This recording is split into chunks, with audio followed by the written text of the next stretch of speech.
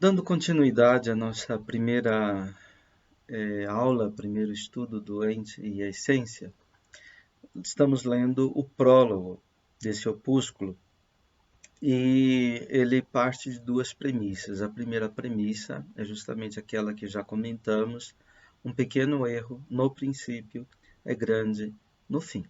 A segunda premissa é que ente e essência são aquilo que por primeiro é concebido pelo intelecto. Portanto, ente e essência são noções principiais, primordiais, noções elementares, fundamentais, e nesse sentido, podemos concluir, um pequeno erro no tocante à nossa compreensão do ente e essência, virtualmente é grande. Ainda que seja pequeno atualmente, é virtualmente grande. Por isso, Tomás vai justificar a importância de tratar deste tema, o ente e a essência. Mas vamos tentar entender essa segunda premissa, né? De que ente e essência são aquilo que, por primeiro, é concebido pelo intelecto. Nós temos outras passagens de Tomás de Aquino que reportam esta fala de Avicena. Né? Na verdade, o texto de Avicena é um pouquinho diferente daquele que Tomás de Aquino nos reporta. Na tradução latina das obras de Avicena, no primeiro tratado, capítulo 6, né? Diz assim: Dicemus igitur quod ens et res et necesse talia sunt qui statim imprimuntur in anima prima impressione, que non acquiritur ex aliis nocioribus se.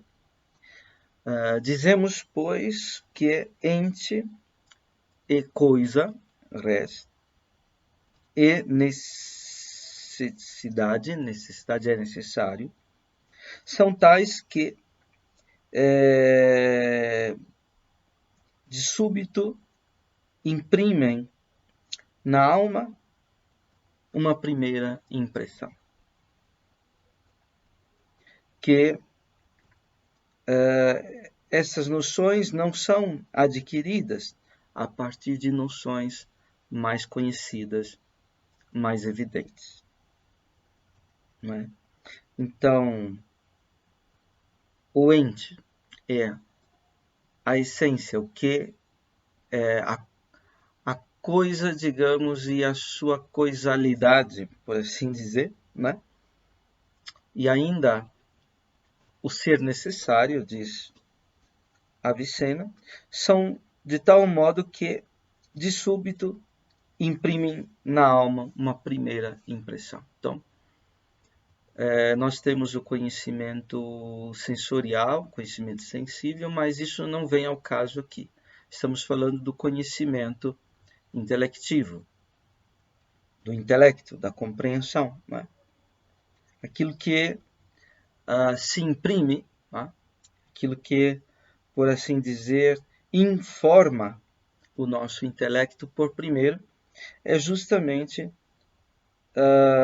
estas noções, são justamente essas noções. As noções de ente, isto que é, essência, o que é, isto que é, né? A coisalidade, a coisa ou a coisalidade deste ente, né? A realidade deste ente, né? Pensando em realidade aqui não como efetividade, mas como aquilo que pertence à res, à coisa, né? E então a necessidade também, né? Então informam primeiramente, não é? Elas imprimem em nosso intelecto uma primeira impressão, elas informam primeiramente o nosso intelecto, né? E essas noções, diz Avicena, elas não são adquiridas a partir de noções mais conhecidas. Quer dizer, é o que há de mais evidente, é o que há de mais conhecido, de mais sabido, né? É justamente o ente e a essência. Nós temos algumas passagens, como eu disse, outras passagens de Tomás de Aquino, né? Na Suma Teológica, primeira parte da segunda parte, na questão 94, artigo 2, nós lemos o seguinte: Illud quod primo cadit sub apprehentione est ens, cuius intellectus includitur in omnibus quecunque quis apprehendit. Isto é, aquilo que por primeiro cai sob a apreensão, leia-se, sob a apreensão do intelecto, né? Intelecto, portanto, é a capacidade de leggere, né? Inter, né? de captar entre, né?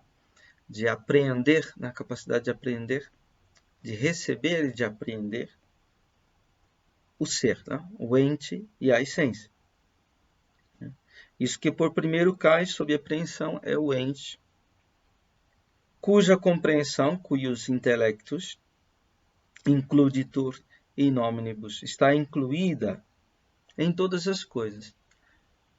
Quicunque quis apreende, qualquer que seja a coisa que alguém apreende intelectivamente, não é?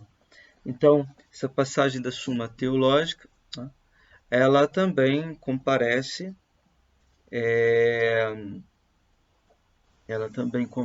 no texto sobre a verdade, né? Vou ler aqui o texto na questão 1 sobre a verdade, na solução dessa questão do primeiro, digamos, do primeiro artigo da questão 1, o que é a verdade. Ali, Tomás diz assim: aquilo, porém, que o intelecto por primeiro concebe como a coisa mais evidente de todas, né? Então, quod primo intellectus concipit quasi notissimum. Então, como o intelecto concebe, né? Ele recebe e passa a conter, né? Conter como a coisa mais conhecida, né? Mais sabida, quasi notissimum. Et in quod conceptiones homines resolvit. E a qual se reduzem todos os seus conceitos, é o ente. Então, aqui Tomás usa a expressão de resolutio, né? Resolução, traduz de certa maneira no latim a palavra grega análisis, né? Análise. Analisar, resolver, quer dizer dissolver, decompor um todo nas suas partes, reconduzindo esse todo, ou reduzindo, ou reconduzindo esse todo ao que há de mais elementar nele, de mais fundamental, de mais principial nele. Então, todos os conceitos que o intelecto forma, eles, de certa maneira, podem ser resolvidos, reconduzidos, né, ao conceito de ente. Tomás diz, como diz Avicena, no início de sua metafísica, o capítulo 6º do primeiro tratado, o primeiro livro da metafísica de Avicena. Aí diz Tomás, daí ser necessário que todos os conceitos do intelecto sejam obtidos por acréscimo ao ente. Mas ao ente não se lhe pode acrescentar nada de estranho, como no caso da diferença ser acrescentada ao gênero ou o acidente ser acrescentado ao sujeito, pois toda natureza é também essencialmente ente. Daí que também o filósofo, no livro 3º da Metafísica, capítulo 8, demonstra que o ente não pode ser um gênero. Ou seja, embora o conceito de ente seja o conceito mais universal, ou justamente por isso, ele não é de uma universalidade genérica, isto é, não se pode acrescentar uma diferença a esse gênero para que daí resulte uma espécie, né? Tudo aquilo que nós acrescentamos ao ente, toda natureza acrescentada é, de certa maneira, ente. Então, o conceito de ente é o mais universal e todas as determinações nele estão implícitas, né? Ele não é universal genérico, mas aquilo que os medievais chamavam de transcendentes ou transcendentais, né? Então, por isso Tomás diz, mas se diz que algumas coisas acrescentam algo ao ente, enquanto exprimem o modo do próprio ente, não expresso pelo nome ente. Então, assim, por exemplo, a unidade, o ser o ser verdadeiro, o ser bom, eles acrescentam não algo realmente ao ente, não é? Mas eles explicitam alguma coisa que no nome de ente não está incluído. Por exemplo, o conceito de que é o ente enquanto indivisível. O conceito de bom, de verdadeiro, melhor dizendo, que é o ente enquanto inteligível. O conceito de bom, que é o ente enquanto apetecível, né?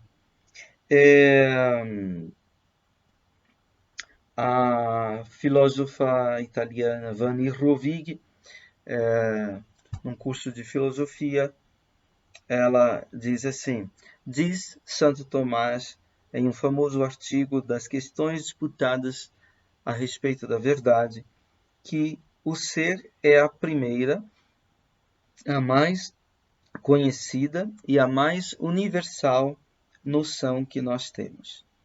A noção implícita em toda outra. É justamente porque é implícita em toda outra, ou seja, porque toda a realidade é ser, não é possível que os outros conceitos sejam obtidos acrescentando algo ao conceito de ser para determiná-lo. Porque este acréscimo seria sempre alguma coisa, mas é necessário que os outros conceitos mais determinados sejam de qualquer maneira já implícito, estejam de qualquer maneira já implícito naquele conceito de ser. Exprimam algo que já estava contido, né? Ainda que de modo não expresso no conceito de ser.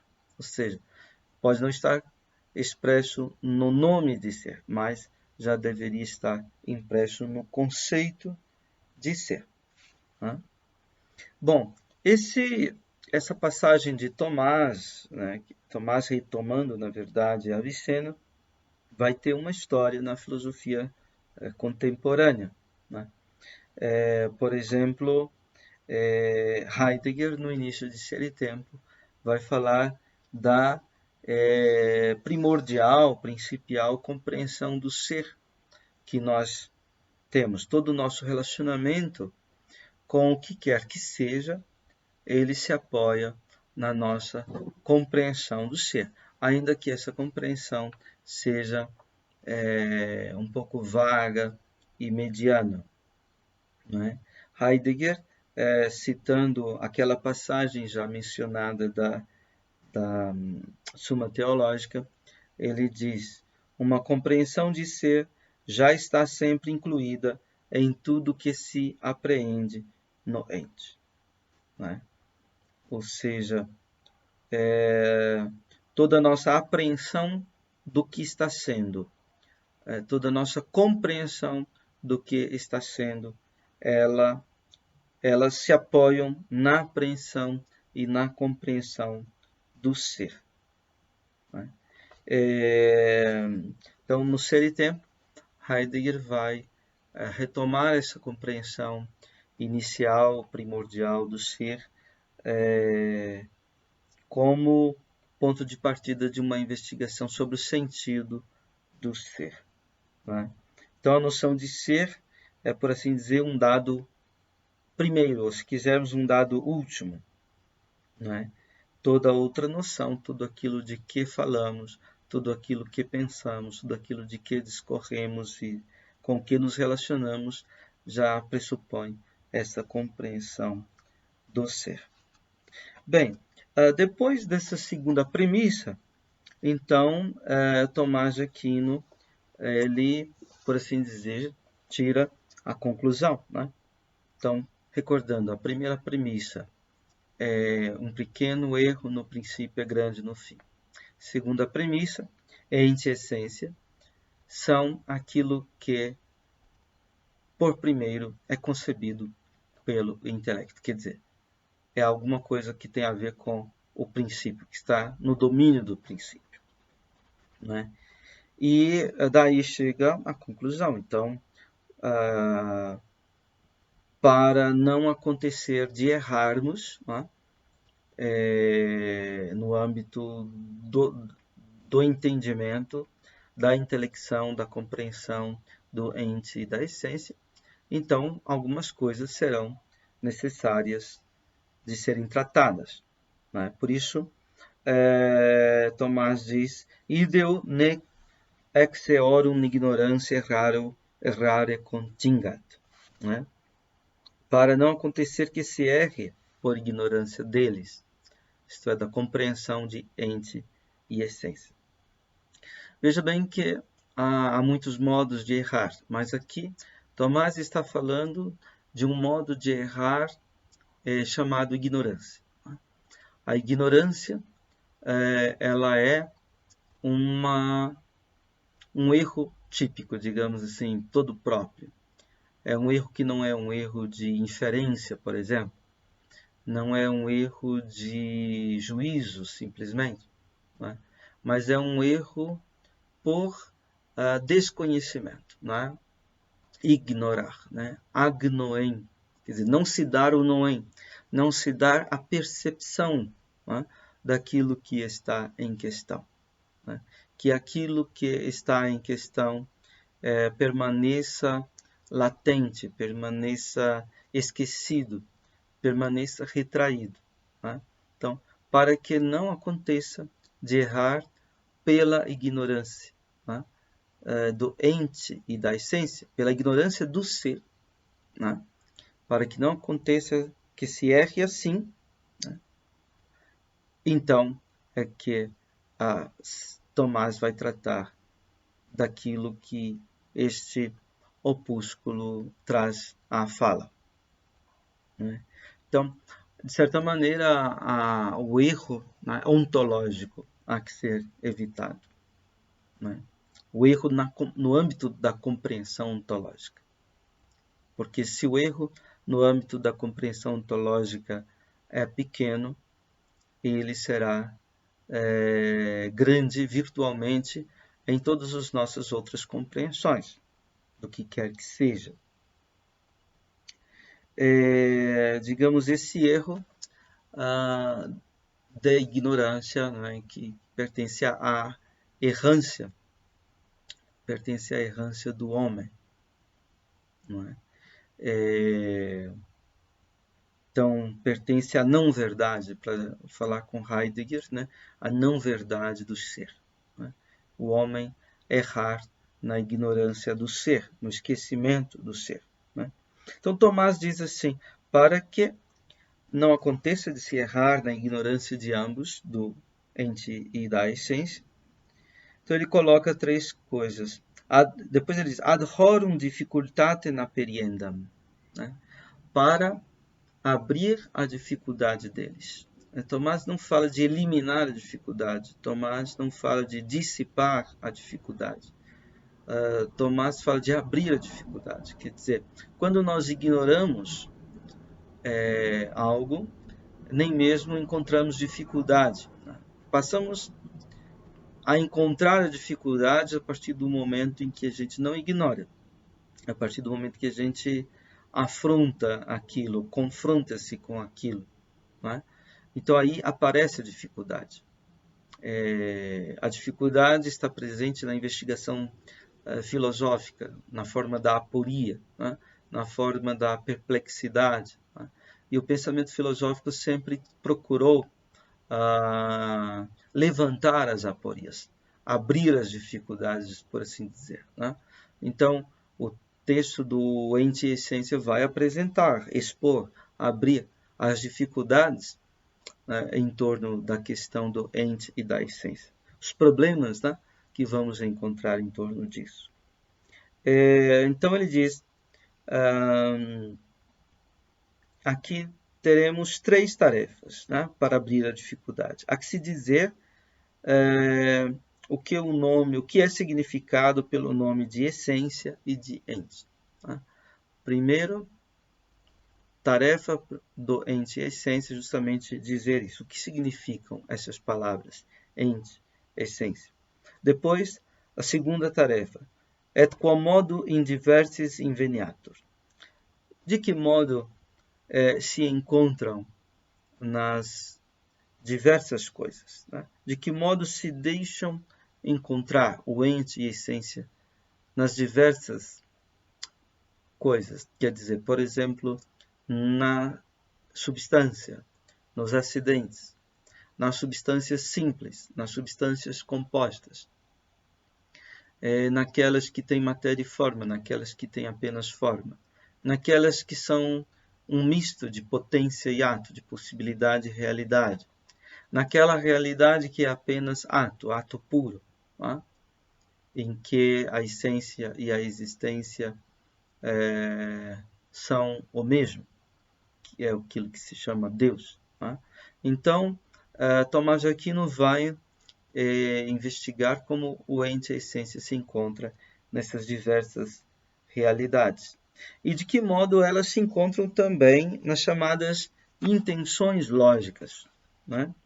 Intenções lógicas. Isto é, para o que tende o intelecto, as intenções lógicas, né? E Tomás nomeia o gênero, a espécie e a diferença, né? Isto que Porfírio, né, tratou em seu comentário ao livro das categorias, né? Isso que foi chamado de predicáveis, categoremas ou predicáveis. São os modos em que um predicado se predica de um sujeito, né? Os diversos modos da predicação. Então, nós vamos ter as categorias ou os predicamentos e os categoremas ou os predicáveis. Como é que o ente e a essência estão referidos para com estas intenções lógicas? Isso nós vamos tratar quando Tomás trazer à tona esses temas, né? A segunda parte do prólogo, ela diz respeito ao método. Tomás diz: deve-se passar da significação de ente à significação de essência, de tal modo que, começando pelo mais fácil, o aprendizado se dê de maneira mais adequada, pois devemos receber o conhecimento do simples a partir do composto e chegar ao anterior a partir do posterior, né? Então, é muito significativo isso, né? O método do tratado segue o método da própria aprendizagem, né? A disciplina, isto é, a aprendizagem, ela se faz começando daquilo que é mais fácil, né, para depois se encaminhar àquilo que é mais difícil. Ut a facilioribus incipientes convenientior fiat disciplina.